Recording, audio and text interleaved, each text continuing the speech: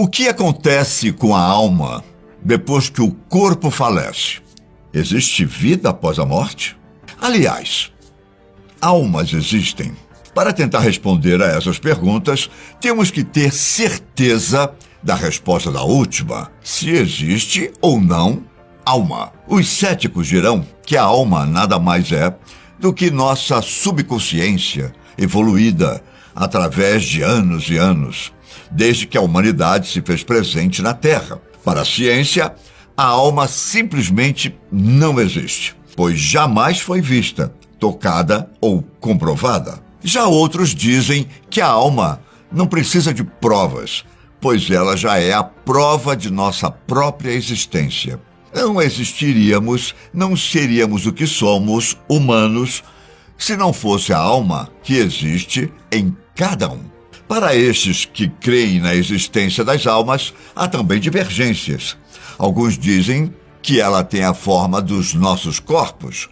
Já outros dizem que elas são apenas sinais luminosos amórficos, isto é, sem uma forma definida.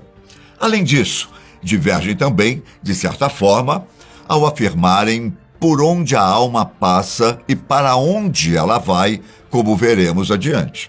Mas primeiro contarei uma experiência feita em 1901, em Boston, nos Estados Unidos, por um respeitado médico da época, Dr. Duncan McDougall. Para aquele médico, se havia mesmo uma alma dentro do corpo humano, essa alma estaria tomando um espaço.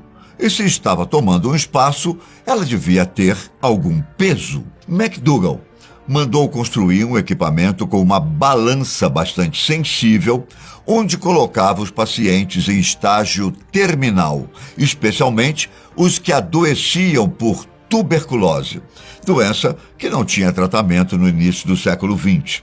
O médico apontou que, se a alma estivesse vinculada ao corpo até a morte, poderia haver uma diferença de peso assim que ela deixasse o corpo morto. Sendo assim, ele fez seu primeiro teste e o resultado foi 21 gramas a menos do corpo. Depois de fazer uma parceria com o Hospital Dorchester em Boston, Duncan fez a experiência em mais 5 pacientes. E todos eles apontaram resultados diferentes.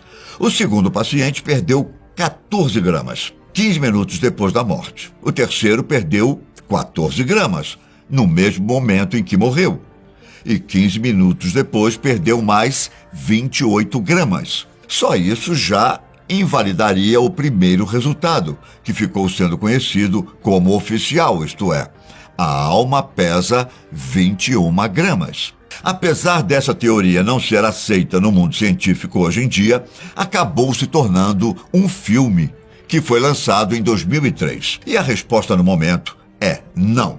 A alma não tem peso, e se tiver, não tem como ser pesada. A perda de peso nos espécimes utilizados por Duncan deu-se devido a outros fatores, como a desidratação corpórea, por exemplo. Para a Igreja Católica, a alma está separada do espírito.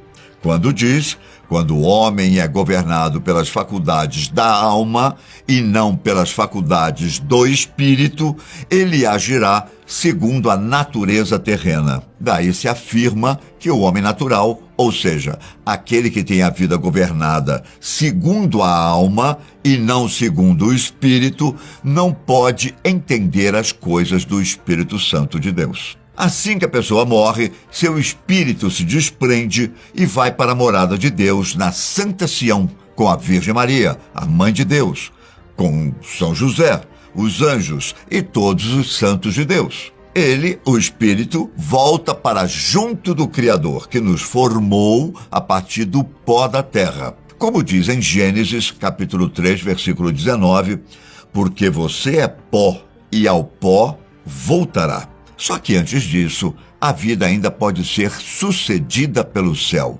inferno ou pelo purgatório, dependendo do grau de pecado que a pessoa cometeu enquanto estava viva. Contudo, para o catolicismo, a alma é etérea e única e não pode retornar para outros corpos ou animais. excluindo-se a possibilidade de reencarnação, dada a pouquíssimos personagens da história, como sabemos. Enfim, a maioria dos católicos acredita na imortalidade da alma e na ressurreição, e, de acordo com a Bíblia, só se vive uma vez. Já a doutrina espírita tem uma visão mais ampla sobre o destino da alma, ou melhor, do espírito, do que a visão dos católicos. Se a pessoa foi boa, seu espírito terá uma nova vida em um novo plano astral. E não é preciso reencarnar para cobrir suas dívidas. Já os que agiram mal durante a vida deverão reencarnar para resgatar sua bondade. Enquanto para os católicos, os ímpios passarão um tempo no inferno até que seus pecados sejam limpos, para então alcançar o paraíso. Para os espíritas, há um local específico, onde o espírito terá tempo suficiente para rever sua vida e se arrepender de suas mazelas. O umbral. Segundo a doutrina, o umbral é o estado ou lugar transitório por onde passam as pessoas que não souberam aproveitar a oportunidade de evolução em sua vida na Terra. Segundo contado em diversos livros psicografados, a condição do espírito no umbral depende do que a pessoa fez em vida. Há espíritos que enfrentam o frio e a escuridão em total solidão. Há outros que se sentem presos ao chão, sem conseguirem se locomover, e têm todas as sensações de quando estava encarnado. Tem sede, tem fome, sentem frio, também calor, mas nada podem fazer para se livrar dessas sensações. Dizem que o tempo no umbral é extremamente mais lento do que o tempo que vivemos aqui na Terra. E segundo a doutrina, quanto mais a pessoa estiver presa à matéria, as paixões e as emoções em vida, mais denso seu perispírito estará. Essa densidade vai determinar a qual local você estará associado ao retornar à pátria espiritual. Em suma, quanto menos o desencarnado estiver preso à matéria, menos tempo passará no umbral. Os umbandistas também têm a mesma visão que os espiritualistas e seguidores de Allan Kardec, apesar de ser de origem completamente diferente. Para a Umbanda, quando morremos, podemos ir para 7 locais diferentes, pois o universo é composto por 7 linhas, regidas por entidades divinas, chamadas orixás. Assim, quando morremos, somos atraídos para esses mundos espirituais. Como a Umbanda tem influências espíritas, os umbandistas também creem na evolução do espírito e na reencarnação. Isto é, a morte é uma etapa evolutiva de nossa existência e, dependendo do que aprendemos na Terra, nosso espírito evoluirá ou precisará reencarnar para uma nova chance de aprendizado. O candomblé é muitas vezes confundido com a Umbanda, dadas suas origens coincidentemente africanas. No entanto, as duas se diferem, primeiro, porque o candomblé manteve boa parte de suas raízes, mesmo sendo abrasileirado com a chegada dos escravos africanos, e segundo porque a Umbanda, há alguns séculos, deixou-se influenciar pelo catolicismo, pelo espiritismo e por outras religiões afro-brasileiras. Bom, para o candomblé, a morte é encarada apenas como uma passagem para outra dimensão, onde ficaremos ao lado de outros espíritos, guias e orixás. Porém, só está preparado para a morte e para esta passagem quem, de fato, cumpriu a sua missão na Terra. No entanto, os praticantes dessa religião não acreditam que haja punição eterna para a alma, muito menos a concepção de céu e inferno como conhecemos.